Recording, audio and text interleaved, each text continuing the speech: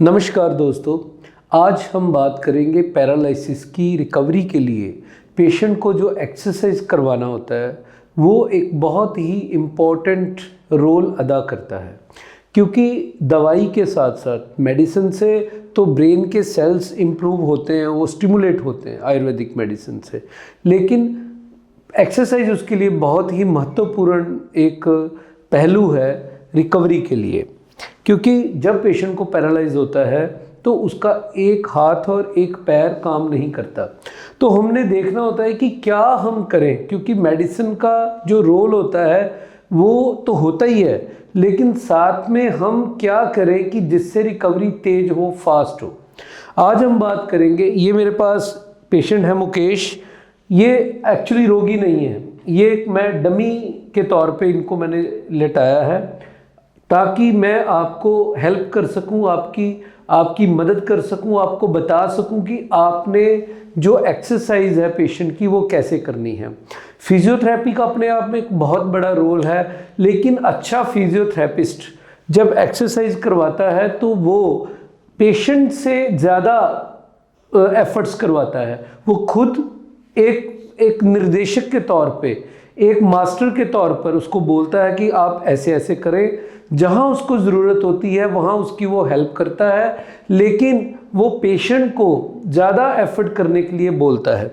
तो हम सबसे पहले क्या करना चाहिए, जब पैरालिसिस हो तो पेशेंट अगर बेड रिडन है, पेशेंट का एक हाथ और पैर नहीं काम कर रहा, तो सबसे पहले हमने जो हिस्सा पैरालाइज्ड है, सपोज कीजिए कि ये हिस्सा पैरालाइज्ड है, ये एक टांग जो है वो पैरालाइज्ड है, तो उसको हमने एक बेड का एक तरफ दीवार और एक तरफ जहां सभी परिवार वाले उसको मिलते हैं एक साइड से, जैसे ये साइड है मैंने पेशेंट को मिलना है और वो जो साइड है वो एक दीवार वाली साइड है, वहाँ पे हमने पेशेंट की हमें एक्टिविटी नहीं चाहिए क्योंकि उसका वो पोर्शन बिल्कुल ठीक है, तो हमें इस पोर्शन को एक्टिव करना है। अगर ये हिस्सा इधर होगा, जो हिस्सा नहीं काम कर रहा वो उधर होगा, तो पेशेंट उधर से एफर्ट्स उसके पास उससे नहीं होंगे। तो अब अगर कोई भी आया या कोई भी किसी ने उससे मिलना है, बात करनी है, हालचाल पूछना है, तो वो ये हाथ उसको हाथ मिलाने की कोशिश करेगा या हाथ उठाने की कोशिश करेगा। या जब हम पेशेंट को एक्सरसाइज भी करवाएंगे या हम उसको कोशिश करने के लिए बोलेंगे, तो ये जो हिस्सा है हम इजीली उसको बोल सकते हैं कि वो इसको चलाने की कोशिश करे। तो पेशेंट का जो ये हाथ है वो और ये एक टांग है वो चलना चाहिए, क्योंकि ये काम नहीं कर रहा। तो पेशेंट को पहले तो बिठाने की कोशिश करें, फिर उसको जो चलाने की कोशिश तो करना ही है। अगर वो ज़्यादा, क्योंकि ब्रेन स्ट्रोक दो तरह का होता है, एक हेमरेजिक एक नॉन हेमरेजिक। हेमरेजिक में तो कई बार पेशेंट को ज़्यादा दिक्कत आती है, उसका टांग और बाजू पूरा हेमीप्लेजिक हो जाता है, वो बिल्कुल काम नहीं करता। कई बार नॉन हेमरेजिक अटैक में, जिसको हम आइस्केमिक अटैक बोलते हैं, जिसमें नस फटती नहीं है, उसमें क्लॉट बनता है, तो वो हिस्सा कई बार उसमें जान रहती है, वो काम थोड़ा बहुत करता है, तो उसको जल्दी हम रिकवर कर सकते हैं। सेकेंडली, पेशेंट को हमने ज़्यादा तरस नहीं करना उस पर, हमने कोशिश करनी है कि वो अपने हाथ पैर चलाए। हमने बिल्कुल ये नहीं करनी कि उसको हम उठा के पानी पिला दें, उसको हमने उठा के खाना खिला दिया। तो हमने ये कोशिश करनी है कि पेशेंट को पहले बोलना, जी अपना हाथ दीजिए, ये मैं आपको खाना दे रही हूँ या दे रहा हूँ, अपनी टांग उठाइए, आप उठ के बैठिए। पेशेंट को ज़्यादा से ज़्यादा कंपेल करना है कि वो अपने एक टांग और बाजू को उठाने की कोशिश करे, क्योंकि जब हमारा जो ब्रेन का सेंट्रल नर्वस सिस्टम है या जहाँ पे वो उस एरिया में क्लॉट बना हुआ है, तो वो उस एरिया से रिलेटेड जितने भी पार्ट है जब काम नहीं करते, मेडिसिन का एक अपना रोल होता है, मेडिसिन उसको स्टिमुलेट करती है, लेकिन अगर पेशेंट खुद एफर्ट नहीं करेगा तो रिजल्ट्स उतने अच्छे नहीं आएंगे। तो तीसरा, पहला मैंने बोला कि उसको इस साइड में लेटाना है। सेकंड मैंने बोला कि पेशेंट को खुद एफर्ट करने के लिए बोलना है, ज़्यादा उसके ऊपर हमने उसके नुकसान ना करें, ज़्यादा उसको हर चीज़ उसके लिए अवेलेबल अपने हाथ से मुंह में डालें या खुद उसको हम खिला दें, उससे अच्छा है कि हम पहले पेशेंट को कंपेल करें। थर्डली, हमने कोशिश करनी है कि पेशेंट के, क्योंकि जो स्पर्श होता है वो हमें महसूस होता है पेशेंट को, क्योंकि हेमीप्लेजिक पेशेंट में महसूस होने की प्रक्रिया रहती है, उसको सब महसूस होता है। तो कोशिश करनी है कि हम पेशेंट को ज़्यादा से ज़्यादा स्पर्श कराएं, ताकि उसका वो जो स्पर्श है, क्योंकि उसको उसका आभास होता है तो उसका वो पार्ट चलाने को उसका मन करेगा। फिर हमने पेशेंट को उठा करके उसको कहना है कि आप बाहर डालिए, कम से कम दिन में 10-12 बार 15 बार वो चलने की कोशिश को बोलना है कि चलिए आप टांग उठाइए, ताकि उसका सेंट्रल नर्वस सिस्टम एक्टिव हो और उसका संपर्क बने। आपने कई बार देखा होगा कि पेशेंट को जब पैरालाइज होता है, जब उसकी एक्सरसाइज प्रॉपर नहीं होती, तो वो क्या होता है उसमें पेशेंट का टांग तो कई बार चल पड़ता है, बाजू नहीं चलती, क्योंकि एक बाजू के साथ, जैसे ये बाजू चल रहा है तो इसी से वो खाना खाएगा, पानी पिएगा, पहले वो कोशिश करेगा इससे, लेकिन वो जब नहीं काम करेगा तो उसको एक मन में वो बिठा लेता है कि मेरी तो ये बाजू नहीं चलेगी, तो वो इसी बाजू के साथ सारे काम करता है, इसी हाथ के साथ सारे काम करता है, और ये हिस्सा इनएक्टिव रहता है, वो सेंट्रल नर्वस और ब्रेन के साथ उसका लिंक क्रिएट नहीं होता। लेकिन एक टांग के साथ वो नहीं चल सकता, तो दूसरी टांग वो लगाता है, कोशिश करता रहता है कि मैं चल पाऊँ, तो उसकी टांग चल पड़ती है। कई बार आपने देखा होगा कि पेशेंट ऐसे चलते हैं, वो चलते हैं लेकिन बाजू नहीं चलती, वो यही कारण होता है, क्योंकि उससे वो एफर्ट नहीं करता। तो हमने पेशेंट को लगातार एफर्ट करवाने हैं। पेशेंट को सबसे पहले हमने क्या करना है, 4 चीज़ें मैंने आपको बता दी पहले। अब 5वीं चीज़ है कि पेशेंट के ये लिम्स है, ये उसका कंधा है, हमने कंधे की मालिश बहुत ज़रूरी है। जो हम ऑयल देते हैं वो, ताकि उसके ये फ्रीज ना हो, ये जाम ना हो, जितने भी जॉइंट हैं, यहाँ पे तेल की मसाज हमने करनी है कम से कम 10 मिनट।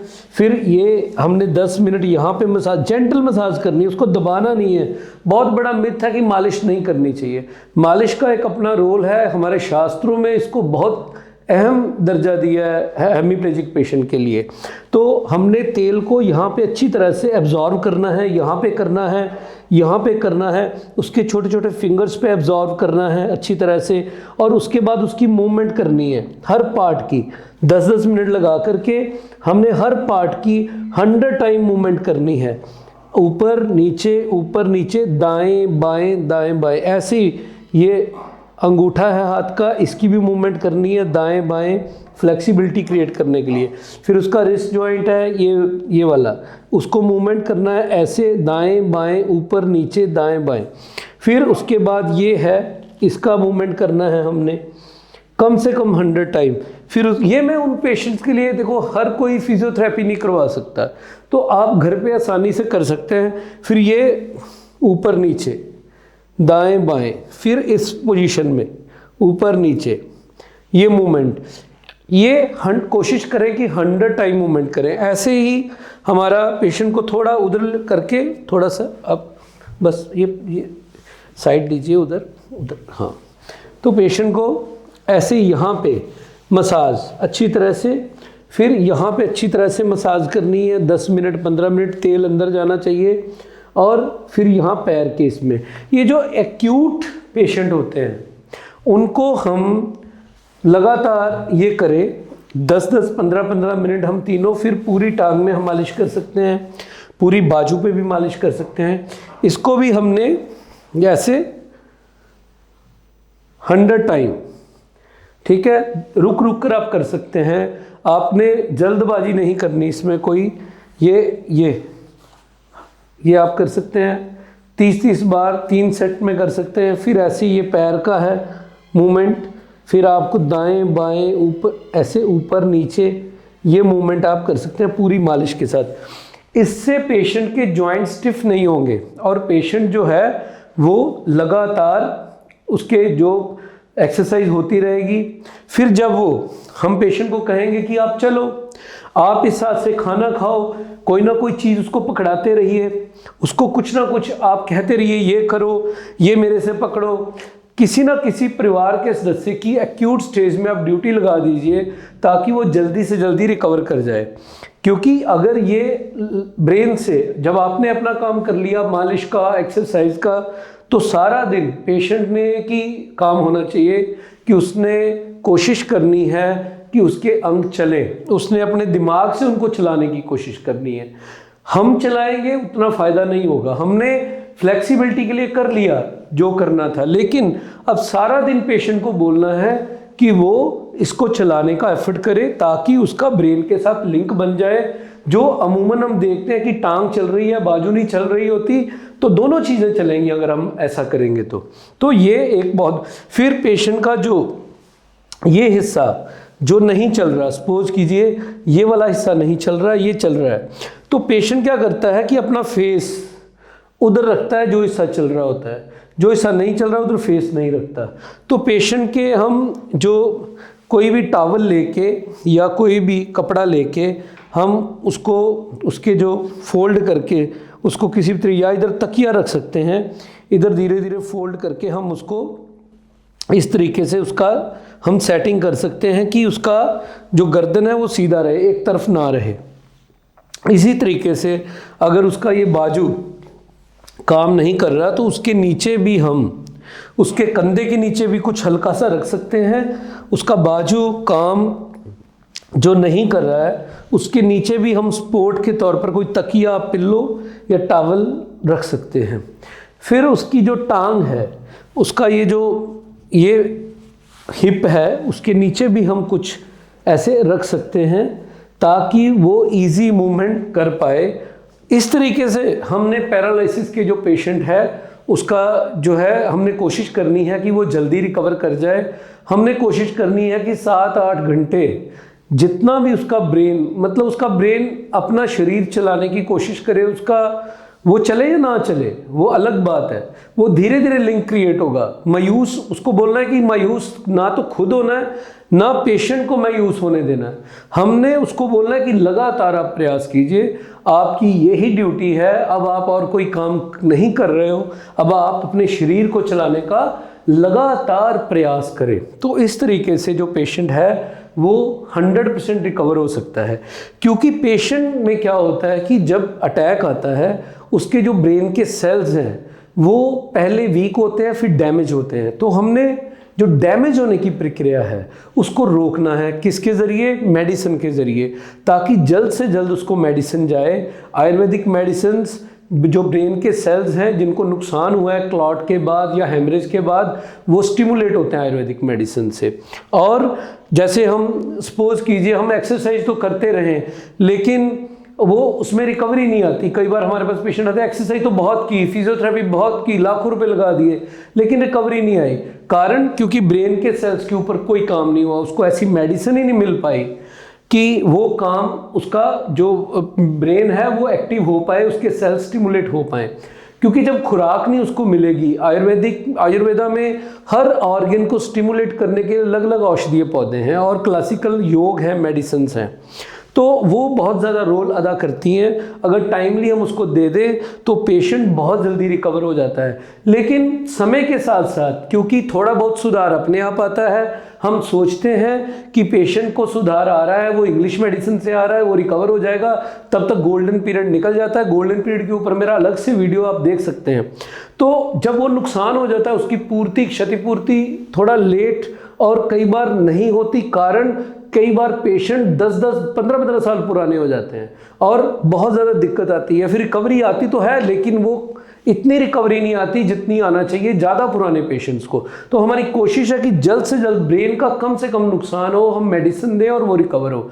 और जब कभी भी पेशेंट आए, मान लो 6 महीने बाद आ गया, उसका गोल्डन पीरियड शायद निकल चुका है, तब भी रिकवरी आ सकती है। उस टाइम जो वीक सेल्स होते हैं हम मैक्सिमम रिकवर कर सकते हैं।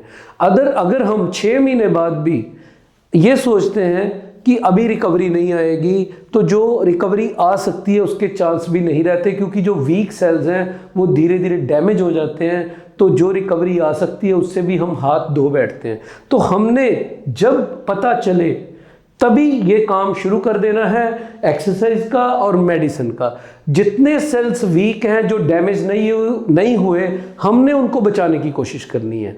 जितने सेल्स वीक हैं वो डैमेज नहीं हुए, हमने उनको बचाने की कोशिश करनी है। नहीं तो वीक सेल्स परमानेंटली डैमेज होते हैं, बाद में रिकवरी नहीं आती। हम जितना किसी का जीवन बदल सके हमें बदलना चाहिए। हमें उसको ज़िंदगी की तरफ, आत्मनिर्भरता की तरफ लेके जाना है, ताकि वो किसी के ऊपर डिपेंडेंट ना रहे पेशेंट।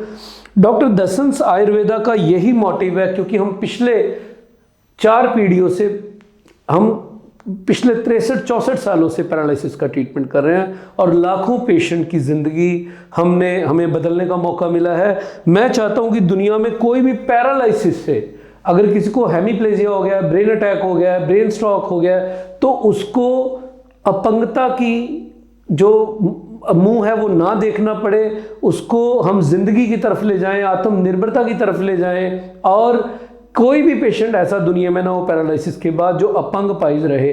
ऐसा डॉक्टर दसन्स आयुर्वेदिक हर्बल फार्मुलेशंस की जो मेडिसिन है वो, और प्लस आपके एफर्ट्स पेशेंट के प्रति, उसको ठीक करने के प्रति आपकी तत्परता, ये रोगी का जीवन बचा सकती है, उसे नई जिंदगी दे सकती है, उसे आत्मनिर्भर बना सकती है। इसी तरह से पैरालिसिस के जो रोगी हैं, वो अगर आपके आसपास कोई पैरालिसिस का पेशेंट है, आपके परिवार में या आपके अड़ोस पड़ोस में, तो आप उनको ये वीडियो सेंड कर सकते हैं।